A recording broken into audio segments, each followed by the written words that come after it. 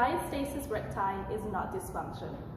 According to research, some amount of stretching occurs in 100% of pregnancies. The amount of stretching that occurs can be due to a variety of circumstances, including genetics and the size of the baby, and just a whole bunch of factors that are beyond your control. What a diastasis recti refers to is the aesthetic representation of your abs. It just talks about how your abs look, and the general consensus is it means that your abs are further than 2.5 or further than 2.7 centimeters apart.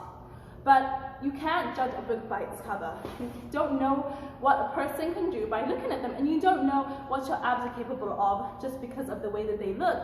And some people get hindered because they think what their abs look like, what the size of their gap is going to tell them a lot about their core, and what it actually does, it tells you absolutely nothing about your core other than the distance that your rectus abdominis muscles sit apart. And I say it's functionally necessary because these muscles move apart to allow for the growth of the uterus, to allow for its stretching. It's not dysfunction. And once we get out of our minds that it's not dysfunction, it's going to help us progress.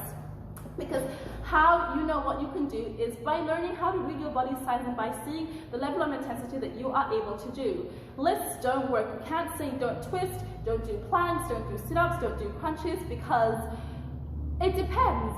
It's not the exercise, it depends on the person's ability to handle the intensity of the exercise. And this is not exclusive to diastasis, it's for every single person in the whole world. Every single person in the whole world should be, when they exercise, they should be exercising according to the level of intensity that their body can handle.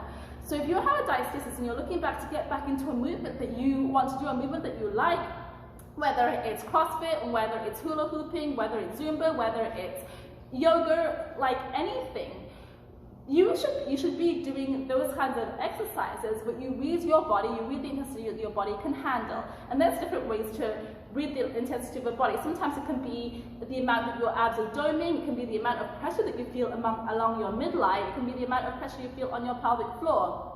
But when you need to learn to read the signs of your body, that's how you're going to progress. When you're looking at these set lists that people are making based on the aesthetic representation of a condition, that's going to hinder you because they don't know what your body can do. You don't know what your body can do until you test it. And if you want to get better at planks, and if you want to get better at twisting, and if you want to get better at Zumba, at hula hoops, at whatever you want to get good at or you want to get back into, you're going to have to train your body to be able to handle those kinds of movements. Doing nothing is going to change absolutely nothing. So avoiding twisting is not going to get you back to be strong when you rotate. Avoiding sit-ups is not going to get you to be strong when you sit up. What is going to get you strong is by doing those movements, and maybe you have to regress the level that you're kind of like sitting my body up as I'm saying this. Doing those movements, you read the signs of your body, you learn to regress or adjust your strategy when necessary. And when you get strong in the way that you're doing it, you increase the intensity and you progress. So let me tell you, a diastasis tells you nothing about your ability. So stop judging yourself by that word. Stop judging yourself by that thing. And anybody that's telling you, trying to sell you programs, telling you that if you have a 3-finger gap, you can do this, or you have a 2-finger gap, 3-finger gap is generally you can't do this. They'll say, or you have a 2-finger gap, you can do this. It's crap. Crap, crap, crap, crap, crap. You can do what your body is able to do. And the only way that you can do that is just to see.